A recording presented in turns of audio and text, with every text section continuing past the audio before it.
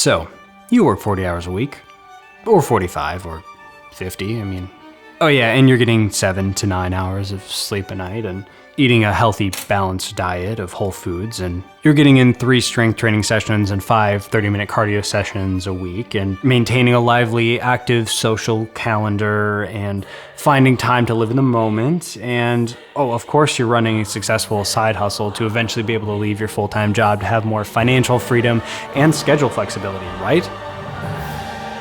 Right?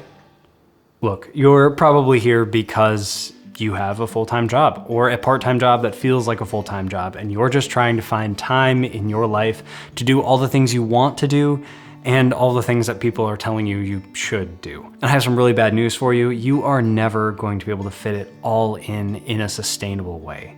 In this video, we are going to talk about prioritizing time for the actually important things in your life so that you can do the things that are actually meaningful to you with your time rather than the things that aren't. This is the process that I have used and refined several times over the last 4 years of having a full-time job and then running a business on the side, and I hope that this can be helpful to you.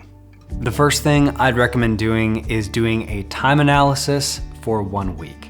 Basically, this is keeping track of everything you did that week in 30-minute increments. Now, why 30-minute increments? I found that in an hour, you can do multiple things, so it's not accurate enough. And then if you go down to 15-minute increments, it's much more precise, but it's really hard to keep track of what you did every 15 minutes the entire week. And so a really nice sweet spot is about 30 minutes. I've tried both a paper version of this and a digital version of it. Either one is great, whichever one you prefer. Now, it's really important to keep up with this throughout the week. I recommend twice a day. I found for me it works well to do it once around midday, keep up with your morning, and then once before bedtime to get through the rest of the day. So here's what last week looked like for me. Now, why is this important? Well, we can't measure what we don't know. And so we need to measure this, keep track of this first before we can make any real changes and discover how much time do we actually have around work to be able to do the things we want to do. The next step in this process is taking this raw data and breaking it down into categories. So this could look different for you than it does for me. For me personally, I broke things down into work, personal, sleep, and health. And then I break them down further within those categories to get more specific based on my own needs. So here's the Google Sheet I used to log all of the data from the calendar. I broke each of these categories down quite a bit based on what I actually did. So we can see here that I spent 43.5 hours working, 59.5 hours on personal stuff, 59.5 hours sleeping or trying to sleep, and then 5.5 hours dedicated to fitness. Okay, so now we know where we're at. We looked at where we're at. Now we need to look at where we're going, what we want to be doing with our time.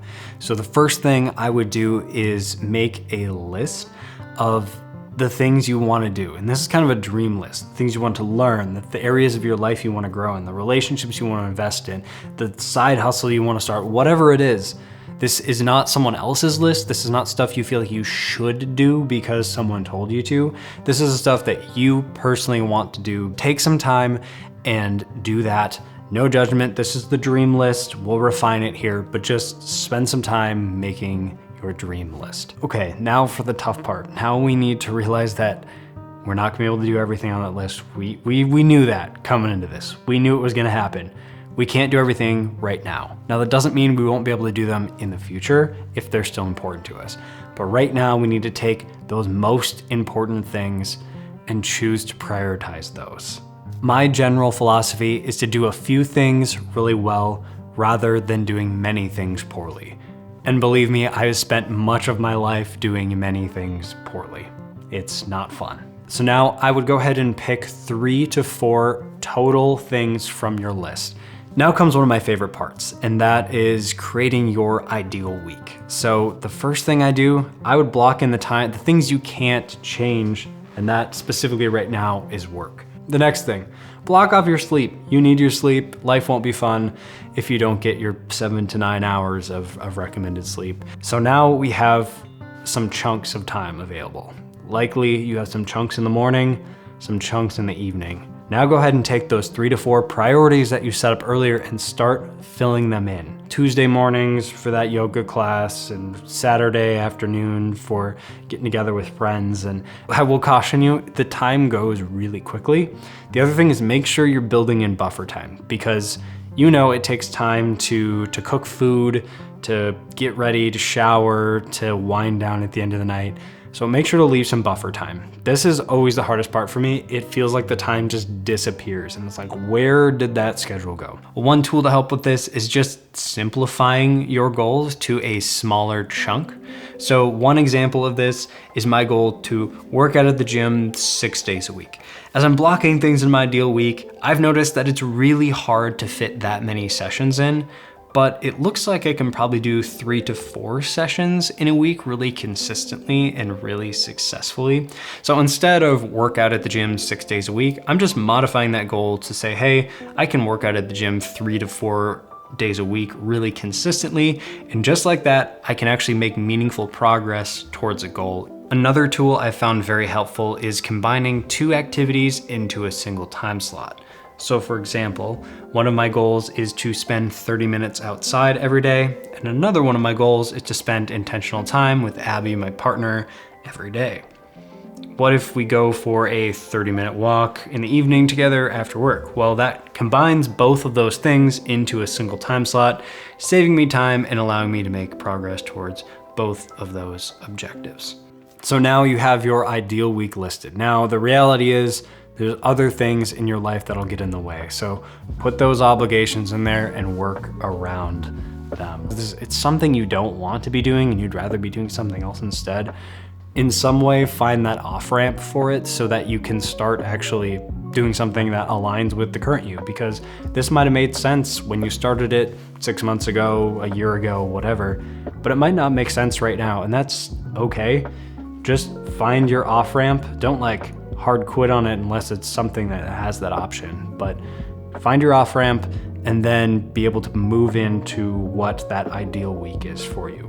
You will not get this right the first time. The first time you set up your ideal week, it's gonna be like, I'm gonna do this and this and this, and then you run into the reality of the week and things are gonna change, they're gonna get mixed up, and that's just part of the process. And so keep refining this for as many weeks as it takes to kind of dial in a really good week, a week that you enjoy the process of, a week that feels sustainable to you, a week that's just like, I did it. I feel really great about my week. Here are a few practices that I found very helpful in transitioning this from an ideal week on paper into the real world. Number 1, always plan your next week and then sketch in the week following.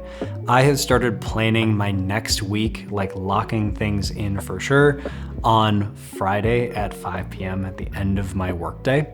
I used to do this on Sunday night.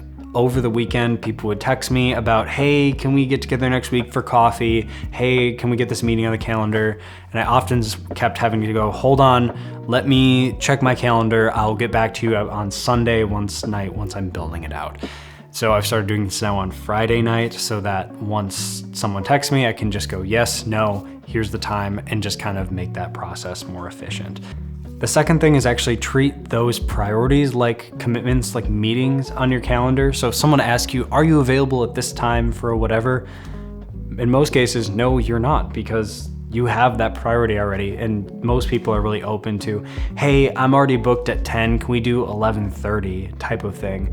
Now, there will always be exceptions to this. That's part of life. But in general, prioritize yourself, prioritize this part. It's important to you, so act like it. The next thing is be flexible within reason. So your week will not always be perfect, right? An ideal week isn't that every Wednesday exactly at this time I always do this. It's most weeks at this time I do this. And if something is at that time, well then I move the thing to somewhere else and I do it at another time. And maybe I missed a week. That's part of life. The key is making sure that you're prioritizing your life, not letting someone else prioritize your life for you. The fourth thing is you will get off track. Don't delay in getting back on track. So there will just be weeks you can't do it. Great, next week, pick it up, right? Once you get off the train, get back on it. That's where most habits fall apart, is when things get hard, when weeks get difficult, right? Then you're just like, well, first it went a week without working out, and now it's been 3 years since I worked out. Like, no, get back on it the next week. Just because this week wasn't perfect doesn't mean next week can't be a better week, a week that's on track. I remember the first time I did this process, it was one of the most eye-opening things I'd ever done. And so I still come back to this and do it again, right? I'll look at how I'm spending my week, and then I will reprioritize my ideal week. And one thing I've noticed is that my ideal week has changed over time. It's not the same, just like we aren't the same. And that is perfectly okay. It's just part of the process of growing and continuing to grow as a person. Now, if this video has been helpful to you, stop what you're doing right now, don't go on to the next video, and actually take action on this, because the only thing that you can get out of self-improvement videos, besides just like, oh, I know I should do this, is actually stopping and doing it, because there's no such thing as the perfect time, but right now is probably the best time.